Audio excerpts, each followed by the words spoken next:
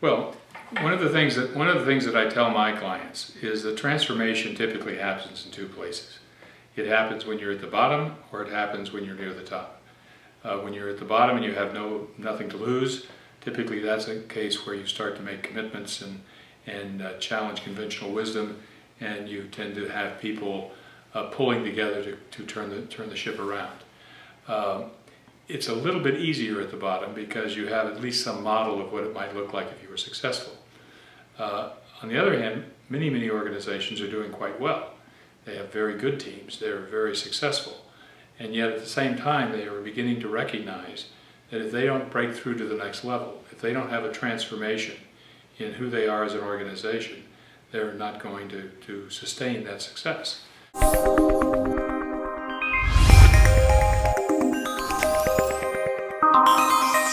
Future, it takes pure human grit and creativity to create the possible future.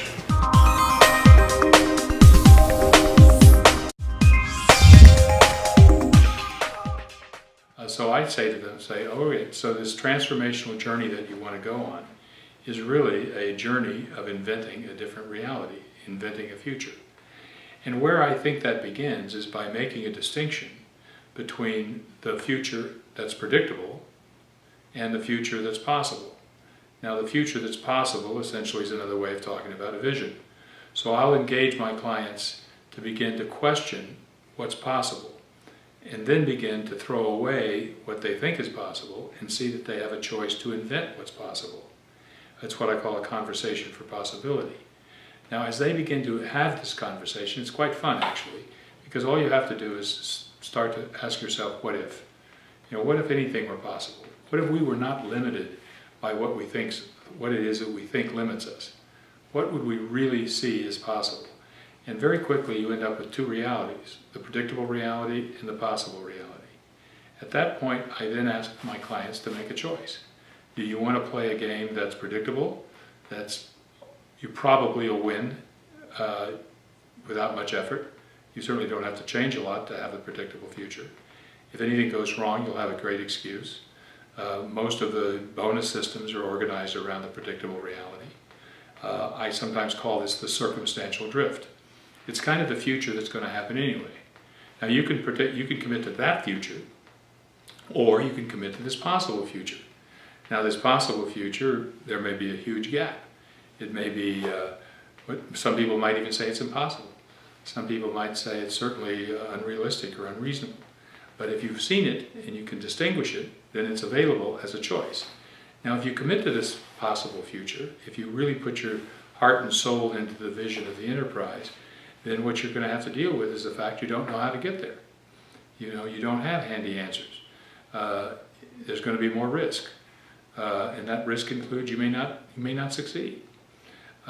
You may not even get your bonus, because it's easy to achieve the predictable future. It takes pure human grit and creativity to create the possible future. At the end of the day, I find that most people, given the choice between a possible future and a predictable future, will always commit to play the possible future game. And the reason for that is because it challenges them to go beyond their normal levels of performance, to go beyond their level of expectations, to begin to be creative, to begin to work in different relationships with people. The idea of a team becomes essential when you're creating an unpredictable future. It's a nice thing to have if you're working on a predictable future. It's the kind of bonding that happens with soldiers in a combat situation where their future depends upon their relationship with each other.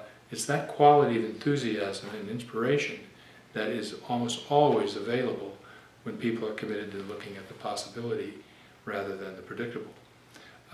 Now, in the clients where I've worked, that doesn't mean they always succeed. In some cases, in one case I'm thinking of, a client had committed to a $40 million profit in a world where probably a $2 million profit would have made everybody happy. And they failed. They only had 36. So they failed. They were 4 million short than what they were committed to. On the other hand, that's 360% more than probably what they would have had if they had committed to the predictable. So you can commit to the possible and fail at a much higher level than if you commit to the predictable and succeed.